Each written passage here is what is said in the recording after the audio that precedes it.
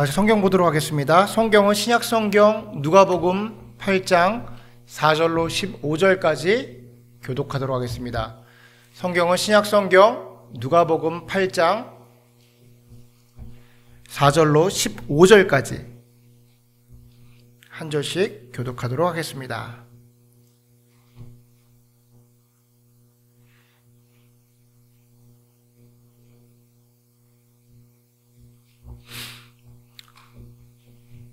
다 찾은 줄 믿고 교독하겠습니다. 각 동네 사람들이 예수께로 나와 큰 무리를 이르니 예수께서 비유로 말씀하시되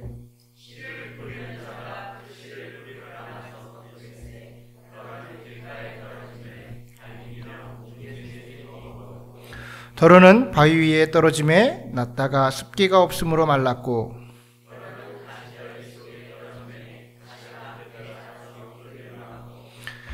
더러는 좋은 땅에 떨어짐에 나서 100배의 결실을 하였느니라. 이 말씀을 하시고 외치되 들을 귀 있는 자들은 들을지어다. 가라사대 하나님의 나라의 비밀이 아는 것이 너희에게는 허락되었으나 다른 사람에게는 비유로 하나니 이는 저희로 보아도 보지 못하고 들어도 깨달지 못하게 하려 함이라.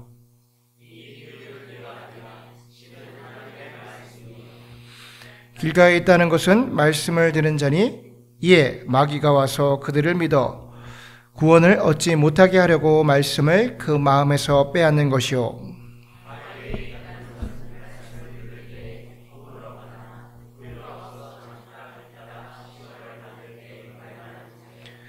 가시떨기에 떨어졌다는 것은 말씀을 들은 자니 지내는 중에 이 생의 염려와 재리와 일락의 기운에 막혀 온전히 결실을 못하는 자요.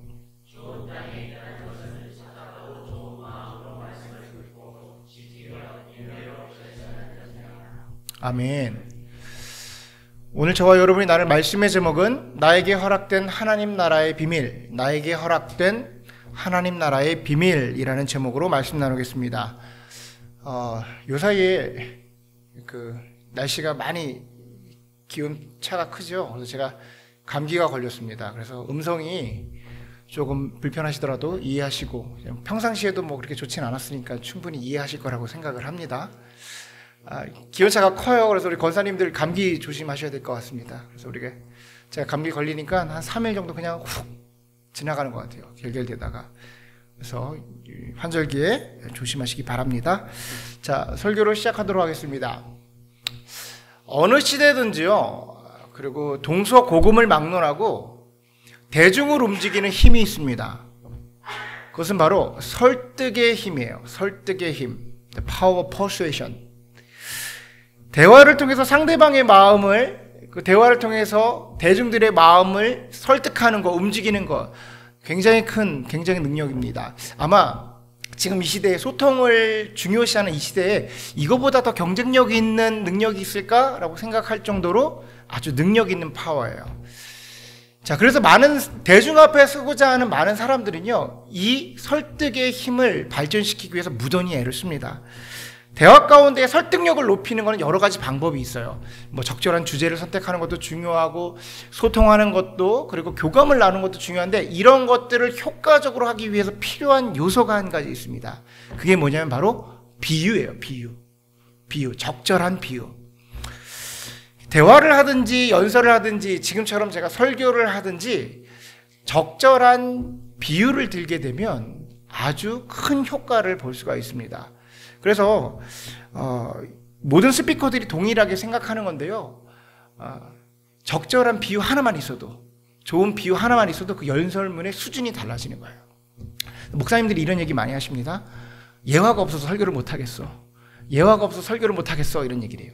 목사님들이 성경을 몰라서 설교를 못하실까요? 아니죠.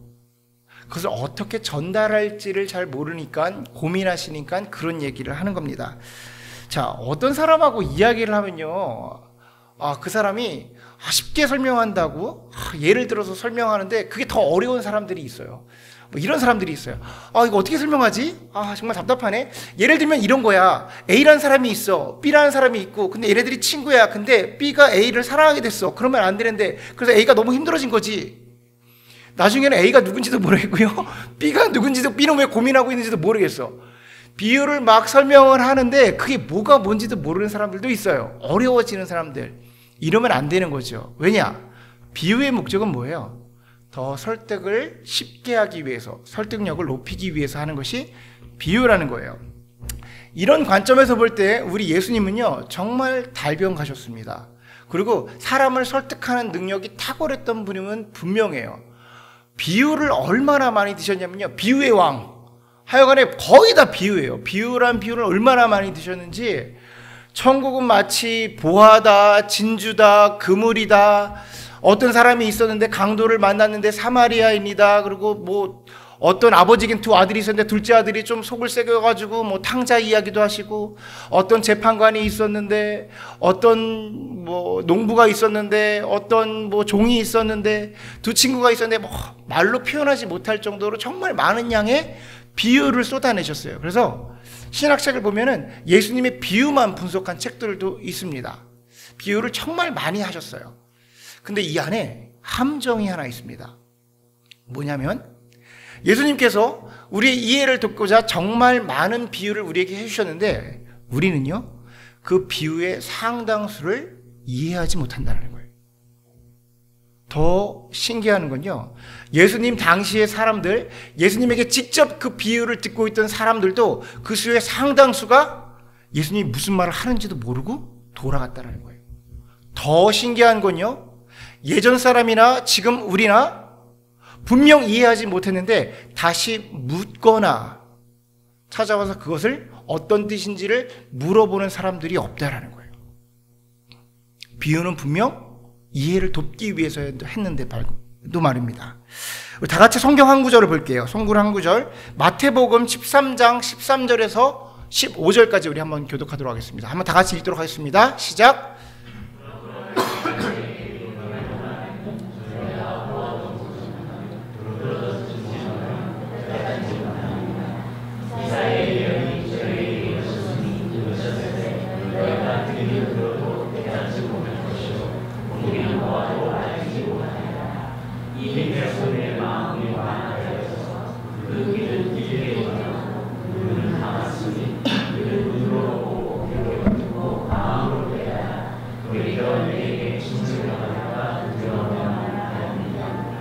아멘. 자, 오늘 비유를 흔히 씨 뿌리는 자의 비유라고 해요. 그래서 공강복음, 마태, 마가, 누가복음 이 세 곳 모두 다 이 비유를 기록하고 있습니다. 그런데 마태복음에는 이것을 조금 더 부연 설명하면서 뭐라고 말하냐면, 저희가 보아도 보지 못하고 들어도 깨달지 못한다. 왜냐하면 이사야의 기록처럼 그들의 마음이 완악하여져서 그의 귀는 듣기를 둔하고 눈은 감아버렸다라고 말해요. 그러면서 이는 눈으로 보고 귀로 듣고 마음으로 깨달아 돌이켜 내가 고침을 받을까 두려워함이라 라고 그래요.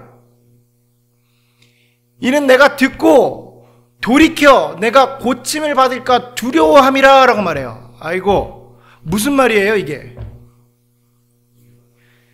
비유를 못 깨달은 이유가 뭐냐면, 그것을 들으면, 내가 이해하면 내가 고쳐질까봐 두려워서,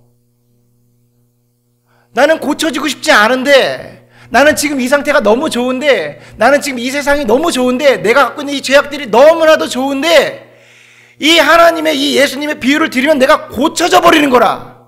고쳐지는 거예요. 잘 들으십시오. 내가 고쳐야 하는 거예요가 아니라 이 비유를 이해해버리면 내가 고쳐지는 거예요. 자, 이따가 설명을 드리겠습니다. 난 그게 싫으니까, 고쳐지고 싶지 않으니까 길을 막아버리는 거예요. 눈을 감아버리는 거라는 거예요. 우리 몸에 있는 육신에 있는 내가, 바울의 표현으로는 사단의 종로로 타고 있는 내 자아가 그것을 인식하지 못하게 넘어가 버린다는 거예요. 보여지지 않게 타협해버린다는 거예요. 이 상태를 성경은 마음이 완악해졌다라고 기록을 해요. 마음이 완악해졌다. 사사기 시대 때 그들의 소견에 옳은 대로 행동했다. 이집트의 바로 왕이 마음이 완악해졌다. 다 동일한 맥락의 이야기입니다. 다시 말해서 하나님의 말씀을 거부하는 상태를 이야기해주고 있는 거예요. 자, 여러분, 이 본문의 비유인 씨 뿌리는 자의 비유를 한번 살펴볼게요. 오늘 이 비유를 처음 들으시는 분도 있을 거라고 생각을 해서 제가 간단하게 아주 유명한 구절이지만 아주 간단하게 설명을 해드릴게요. 농부가 농사를 짓기 위해서 씨를 뿌리는 겁니다. 지금은 기계가 있어서 착착착착 뿌리지만 그 당시 때는 2000년 전이잖아요. 그러니까 사람이 씨를 뿌려야 되는 거예요. 그래서 씨를 담은 바구니를 가지고 이렇게 밭에 나가서 씨를 쫙쫙 사방에 뿌리는 거예요. 그랬더니 덜어는 이 씨가 튕겨져서 길가로 나아가고, 덜어는 돌짝밭으로 가고, 덜어는 가시밭에 가는 거예요. 그리고 좋은 밭에 떨어지는 겁니다. 길가에 떨어졌다는 것은 씨앗이 그 새들이 날라와서 그것을 쪼아 벌어 나간 거고요. 또 돌짝밭에 떨어졌다는 것은 뿌리를 내려오는데 돌들 때문에 깊게 뿌리지 못하고 죽게 되는 거예요. 그리고 가시밭에 떨어졌다는 것은 자라나지만 가시 덩쿨로 인해서 더 이상 열매를 맺지 못하고 죽게 되는 겁니다. 그리고 좋은 밭에 떨어졌다는 것은 그 밭에서 30배, 60배, 100배의 열매를 맺게 되었다라는 이야기예요. 이 비유 정말 유명한 비유잖아요. 교회 좀 다녔다 하시는 분들은요, 수십 번, 아니 수백 번까지도 들으셨습니다. 아주 많이 들으셨던 거예요. 그런데 제가 여러분에게 아주 공포스러운 질문 하나 드릴게요. 여러분, 이 비유 이해하십니까? 이 비유 이해하세요? 혹시 신앙인에게는 네 가지의 종류의 길이 있는데, 돌짝밭이고 하나는 길가밭이고 하나는 가시밭이고 하나는 좋은 밭인데, 지금 나의 상태를 보니까 내가 하나님한테 똑바로 하지 못하고 있는 거 보니까 나는 가시밭인가 봐. 내가 돌짝밭이라고 하기에는 내 신앙생활에 연차가 좀 있으니까 조금 그렇고, 내가 좋은 밭이라고 하기에는 좀 겸손하지 않은 것 같으니까 나는 돌짝밭. 내 안에 있는 가시를 다 걷어내야지. 그래야지 하나님이 내게 주시는 30배, 60배, 100배의 열매를 맺을 수 있으니까.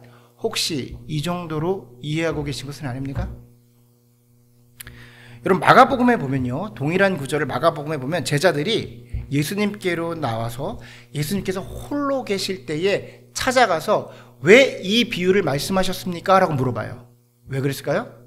제자들이 이해를 못했다고요. 여러분, 제자들이 바보입니까? 우리가 지금 알고 있는 것처럼 이 정도도 이해하지 못해서 예수님에게 따로 가서 물어봤겠어요? 아니라고요.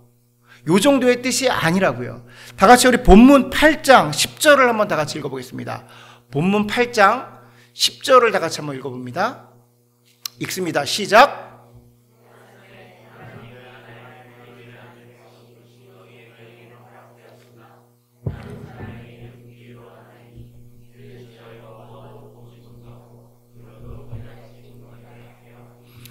아멘. 무엇이라고 하십니까? 제자들에게 지금 무엇이 허락되었다고요? 하나님 나라의 비밀이 허락되었다라는 거예요. 여러분, 이 얘기를 딱 들으실 때 느낌이 쫙 오셔야 돼요. 왜냐하면 지금 예사로운 얘기를 하고 있지 않는 겁니다. 예수님께서 지금 비장의 단어를 하나 딱 꺼내셨어요. 뭐냐? 비밀이라는 단어를 꺼내셨는데, 헬라어로는요, 신약성경에서 모든 신약성경의 세 복음서 중에 이때만 사용하신 단어예요. 비밀이라는 단어를 이때만 사용하셨어요. 그리고 이 비밀을 알았던 바울은 자기의 저서에 22번 이 단어를 사용합니다. 비밀을 이야기하신 거예요. 다시 말해서 이 비유는요, 이 비유를 이해하기 위해서는 하나님 나라의 비밀이 허락된 자에게만 해석이 된다라는 거예요. 하나님 나라의 비밀이 허락된 자는 이것을 이해할 수가 있지만, 하나님 나라의 비밀이 허락되지 않은 사람은 보아도 보지 못하고 들어도 깨닫지 못하게 된다라는 거예요. 우리가 판타지 영화 보면은 어떤 주인공이 목에다가 자기도 언제부터 갖고 다니지 몰랐던 목걸이 같은 걸 하나 갖고 다녀요. 그러다가 어딜 지나가다가 갑자기 큰 문을 봤는데 비슷한 모양이 있네. 그래서 문을 탁 갖다 댔더니 문이 다다다다닥 열리면서 참 새로운 세상이 열려요. 이런 판타지 영화들 많이 있죠. 나니아 연대기 같은 거 보면은 아이들이 장롱에, 3명이 장롱에 들어갔더니 갑자기 막 장롱 속에서 새로운 세상이 펼쳐지는 거잖아요. 일반인들이 보면 그냥 문이라고요. 근데 그들에게는 새로운 문이 열리는 거예요. 지금 이와 비슷한 이야기가 지금 벌어지고 있는 겁니다. 하나님 나라의 비밀이 허락된 사람들에게만 이 본문이 다다다다닥 풀리는 거라고요. 여러분, 비밀이 뭐예요? 숨겨진 거잖아요. 숨겨진 거잖아요. 그런데 하나님 나라의 비밀이 지금 제자들에게는 허락되었다라는 겁니다. 공간복음이 동일하게 기록하고 있는 건 뭐냐면 지금 이 자리에 수많은 사람들이 모여 있었는데 예수님께서는 그 사람들은 다 아니고 제자들만에게 허락되었다라고 말해요. 헬라어를 해석해보면 뭐라고 표현하냐면 제자들과 같은 상태에 있는 사람들에게 이 하나님의 비밀이, 하나님 나라의 비밀이 허락되었다라고 기록이 되어 있어요. 그럼 우리 안에 궁금한 점이 두 가지가 생겨야 돼요. 첫 번째는 하나님 나라의 비밀이 무엇인가? 두 번째는 제자들은 다른 사람과 무엇이 달랐기에 어떤 상태였길래 그 비밀이 주어졌냐라는 거예요. 첫 번째, 하나님 나라의 비밀이 무엇인가? 두 번째는 제자들은 무엇이 달랐길래 그들에게는 허락되었는가? 결론부터 말씀드리겠습니다. 우선 하나님 나라의 비밀은 예수 그리스도십니다. 그리고 제자들이 달랐던 것은 제자들은 다른 일과 다르게 모든 것을 내어버리고 온전히 예수님을 따르겠다고 작정한 사람들이에요. 내어버린 게 중요한 게 아니고요. 내어버리고 예수님을 따르겠다고 작정한 사람들이었다라는 거예요. 다시 말해서는요, 지금 이 비유는 지금 내 신앙 상태가 4가지 타입 중에서 3번이야. 그러니까 나는 가서 열심히 해서 하나님에게 원하는 좋은 땅으로 변해야지. 지금 이런 것을 얘기하는 것이 아니라 예수 그리스도 그 자체를 이야기하고 있는 거예요. 하나님을 믿기로 작정한 사람들, 예수님을 받아들인 작정한 사람들, 요한복음의 표현으로는 영접하는 자, 곧 그 이름을 믿는 자들. 오늘의 본문에는요, 하나님의 나라의 비밀이 허락한 자들에게 그 비밀이신 예수 그리스도가 앞으로 어떻게 하실지를 나타낸 비유가 오늘 이 씨 뿌리는 비유라는 거예요. 그러니 성경의 표현이 맞죠. 왜냐? 자신이 고쳐질까봐 두려워하는 그 사람들이 이 이야기를 이해할 리가 없죠. 이해할 리가 없더래요. 여러분, 수많은 사람들이 모였습니다. 생각해 보세요. 이 사람들이 그날 예수님의 말을 듣고 집에 돌아가면서 무슨 생각했을까요? 나 가시밭이었어. 나 돌짝밭. 큰일 났네. 집에 가서 이거 갈아엎어야지. 나 옥토밭이 돼야지. 나 이 정도 생각을 했겠죠. 우리도 별반 다름없습니다. 여지껏 우리도 별반 다름없이 그 정도의 이야기와 그 정도의 해석을 다짐을 하고 지내셨을 거예요. 제가 여기서 한번 질문을 한번 드려볼게요. 여러분, 예전에 내가 길가밭인데 열심히 좀 노력해가지고 돌짝밭으로 업그레이드 되신 분 계십니까? 얼마 전까지는 길작이었는데 요즘은 좀 열심히 해서 돌짝밭 됐다. 지난주까지는 내가 좀 돌짝밭이었는데 요즘 좀 열심히 해가지고 관계가 좀 좋아서 가시밭 업그레이드 된 사람 있으세요? 있을 리가 없지요. 왜냐? 그 뜻이 아니니까.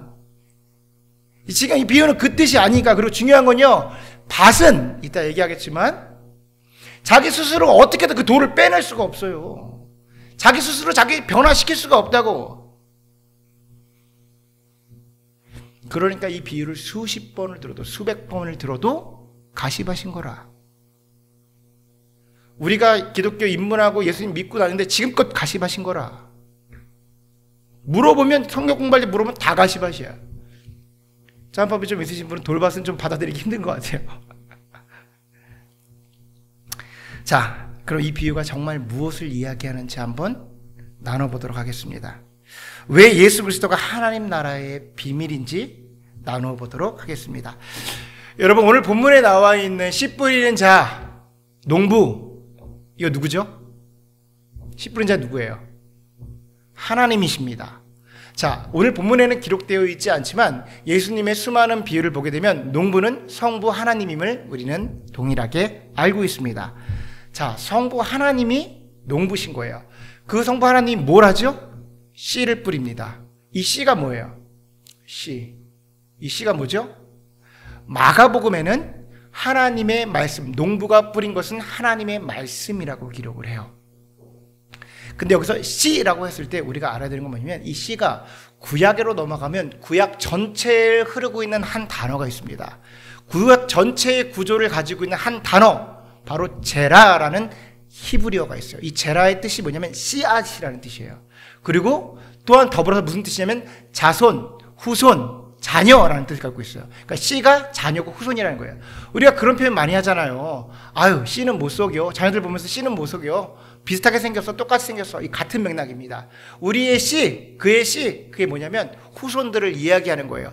이 제라라는 단어가 처음에 어디서 등장하냐면 바로 창세기 3장 15절.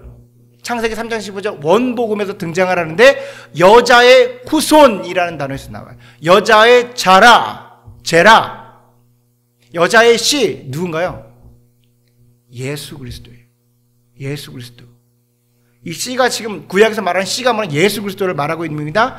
동일하게 아브라함에게 하나님께서 너에게 내가 제라를 줄 거야 라고 해요. 너에게 후손을 줄 거야, 제라를 줄 거야 라고 말해요. 씨를 줄 거야. 뭡니까? 누구예요? 믿음의 자녀, 믿음의 후손 이삭입니다. 근데 이 이삭이 누구예요? 예수 그리스도가 예표하고 있는 거예요. 예수 그리스도를 예표하고 있는 거예요. 동일하게 구약에 흐르는 것이 뭐예요? 다윗의 후손, 다윗의 제라가 누구예요? 예수 그리스도를 지금 말하고 있는 거예요. 지금 다시 말해서 지금 농부가 뿌리고 있는 것이 무엇입니까? 예수 그리스도를 뿌리고 있는 거예요. 예수 그리스도를 뿌리고 있는 거라는 거예요. 여러분 생각해 보세요. 농부가 지금 씨를 뿌리고 있는 거예요. 씨를 뿌리고 있는데 타겟이 어디예요? 밭이죠. 밭. 내가 농부야. 그럼 밭을 잘 정돈한 데다 뿌리게 됐단 말이에요. 근데 지금 씨가 어디에 뿌려졌다고 그래요? 덜어는 길가, 덜어는 돌밭, 덜어는 가시밭에 떨어졌단 말이에요. 여러분 길가가 돌밭이 가시밭이 밭이에요? 밭이 아니죠. 농부라고 생각해. 제가 농부라고 생각해 보십시오. 농부인데 밭에 가서 내가 일궈놓은 땅에다가 뿌릴 거 아니에요. 그게 밭이라고. 근데 밭이 아닌 곳에 뿌려졌어요. 그럼 뭐예요? 실수를 해서 글로 튕겨져 나간 거야. 그러면 제가 농부면 그걸 어떻게 생각할까요? 아이고 내가 실수를 했으니까 저거 버려야겠네. 왜냐? 기대도 안 하죠. 거기는 뭐가 아니니까, 밭이 아니니까. 근데 지금 농부가 누구라고 얘기합니까? 성경은 하나님은요 저와 같은 사람이 아니에요. 하나님은 실수가 없으신 분입니다. 하나님은요 실수가 없으시기 때문에 그분이 하는 행동은 우연이 없어요. 다시 말해서 하나님이 하시는 것은 그분의 계획과 의도를 가지고 행하는 거예요. 근데 그 농부가 지금 어디다 씨를 뿌려요? 길가, 돌짝, 그리고 가시밭에 뿌려졌다라는 거예요.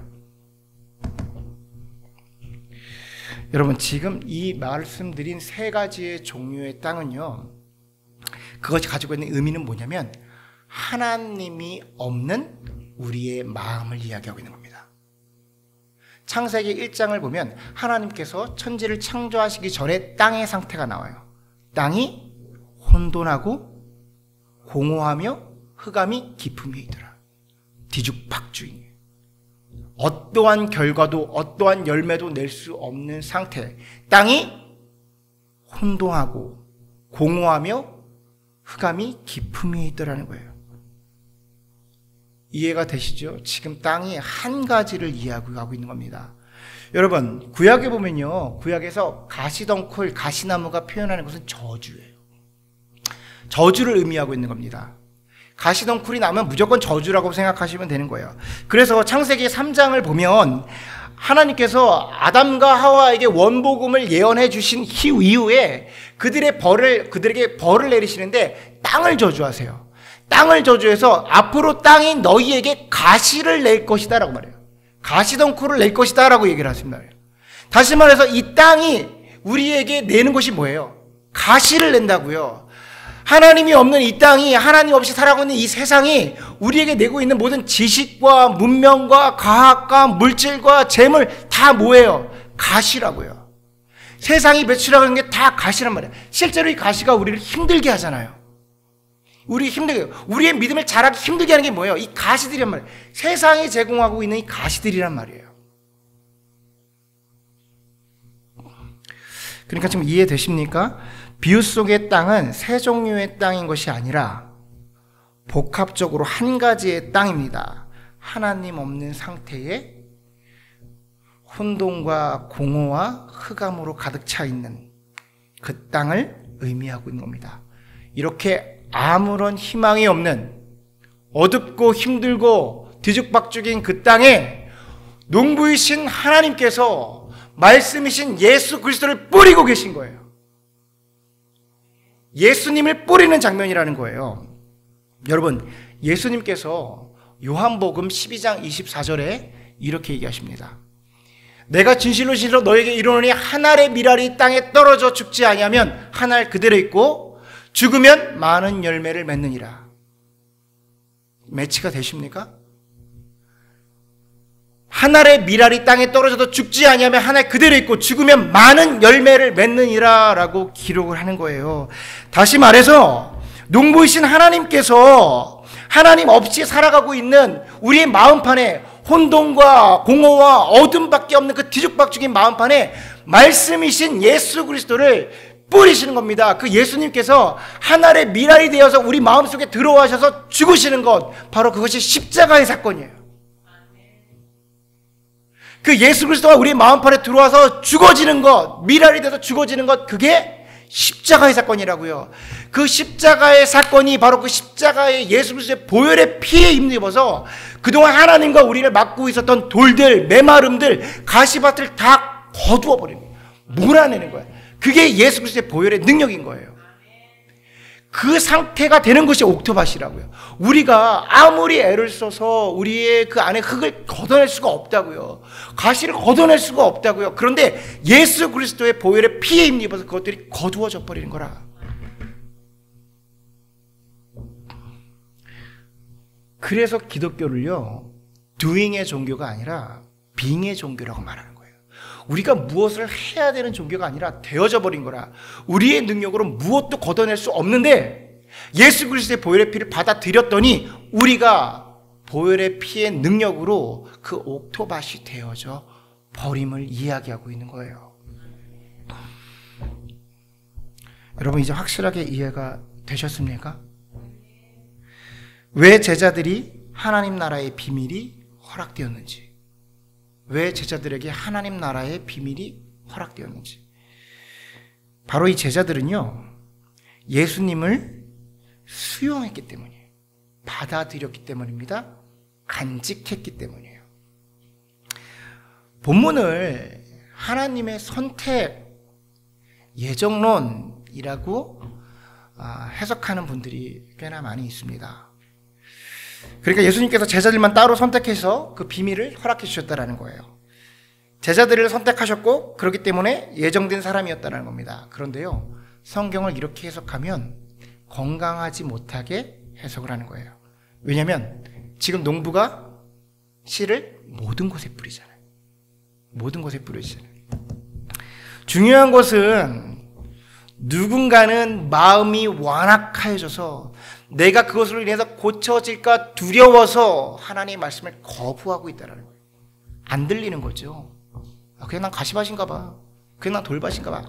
안 보이는 거예요. 들어도 모르는 거예요. 자, 예수님께서 좋은 땅을 설명하시면서 이렇게 말씀하십니다. 우리 본문 8장 15절 마지막 구절 한번 볼게요. 다 같이 읽습니다. 시작.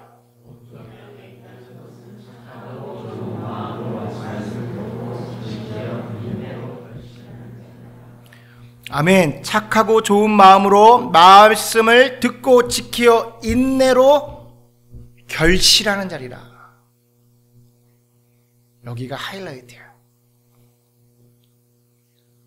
착하고 좋은 마음으로 말씀을 듣고 지키어 인내로 결실하는 자.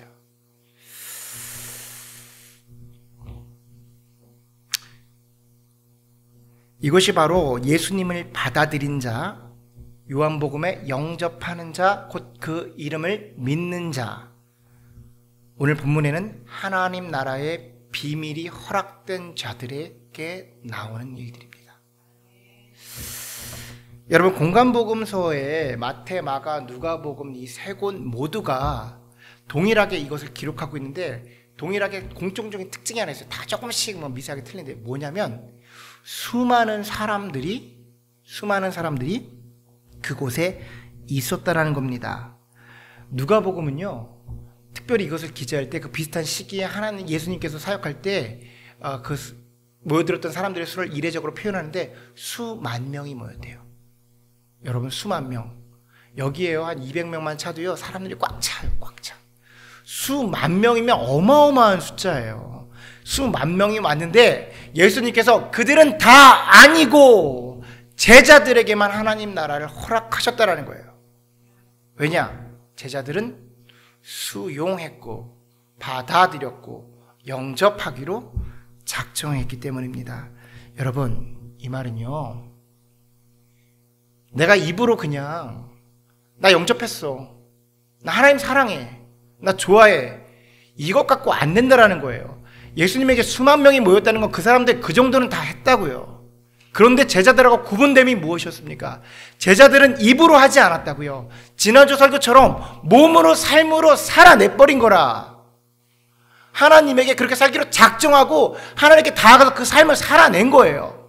여러분, 우리가 해야 되는 건요, 죄를 짓지 않기 위해서 내가 금욕주의로 율법주의로 무엇은 하면 안 돼, 무엇은 하면 안 돼, 이건 해야 돼, 딱딱딱 구분해서 그것을 애쓰는 게 아니라고요. 그것을 우리의 삶으로 말하면 돌을 걷어내기 위해서, 가시를 걷어내기 위해서 애쓰는 모습과 전혀 다름이 없어요.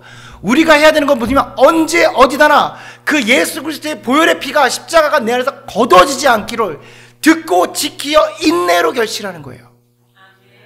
어디 가든지 내 안에 있는 예수 그리스도가 절대로 흩어지지 않게 그걸 지켜나가는 것, 예수님을 바라보면서 그 예수님을 지키려고 수용하려고 끝까지 버티는 것이 열매를 맺게 하는 삶이라는 거예요. 여러분, 열매 뭔가요? 열매. 우리가 예전에 들었던 이 열매, 이 가시밭의 비유를 들으면 열매는 전도를 강조하는 교회에서는 전도죠. 열매가 맺어질 겁니다. 그래서 우리가 잘 살아내면 막 성도들이 많아질 거예요 라고 말하는 사람이 있고, 물질을 강조했던 교회들은 하나님께서 당신에게 30배, 60배, 100배의 열매를 주실 겁니다 라고 말하고, 그럴 수 있지요. 근데 오늘의 맥락에서 봅시다. 우리는 이제 이 본문을 볼 수 있는 사람들이 되었잖아요. 오늘의 맥락에서 열매가 뭐예요? 예수님이 주시고자 했던 게 뭐예요? 회복입니다. 회복. 공허하고 혼동스럽고 흑암에 가득 차서 아무런 하나님과 관계를 맺을 수 없는 나를 예수 그리스도의 미랄이 들어와셔서 십자가의 보혈로 내가 원하셨던 게 뭐예요? 회복케 하시겠다라는 거야. 무슨 회복? 통하게 하겠다, 의롭게 하겠다. 뭐로 인해서? 예수 그리스도로 인해서. 결과물은 뭡니까? 제가 여러 번 얘기하는 거, 정말 닳도록 얘기하는 거, 우리가 받을 수 있는 축복은 한 가지예요. 하나님이 가지고 계신 평안과 사랑과 위로와 안녕. 그분이 우리를 최초에 창조할 때 그것을 나누고 싶어서 만드셨다고요. 근데 다 깨어져 버린 거라. 그러니까 예수 그리스도를 보내셔서 그것을 너로 하여금 회복해 하겠어. 우리가 십자가를 간직하고 살아가면요, 세상의 가시들이 거두어짐으로 인해서 내 안에 예수 그리스도가, 하나님께서 주시는, 성령님이 주시는 평안과 기쁨과 안녕과 행복, 그 사랑이 넘쳐나는 거예요. 이게 세상이 줄 수 없다고 표현해요. 여러분, 이것이 열매입니다. 하나님과의 관계가 회복되는 거, 말로 표현하지 못합니다.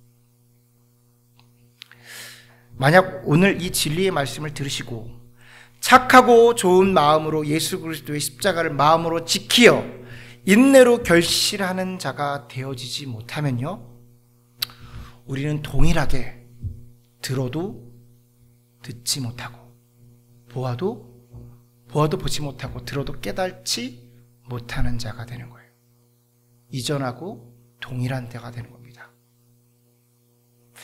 바라기는 우리 참 좋은 교회 성도님들 모두는 이 하나님 나라의 비밀이 허락한 자가 되어서 그 예수 그리스도의 십자가의 보혈로 인해서 날마다 30배, 60배, 100배의 열매가 맺어지는 귀한 성도님들 되시기를 간절히 소원합니다.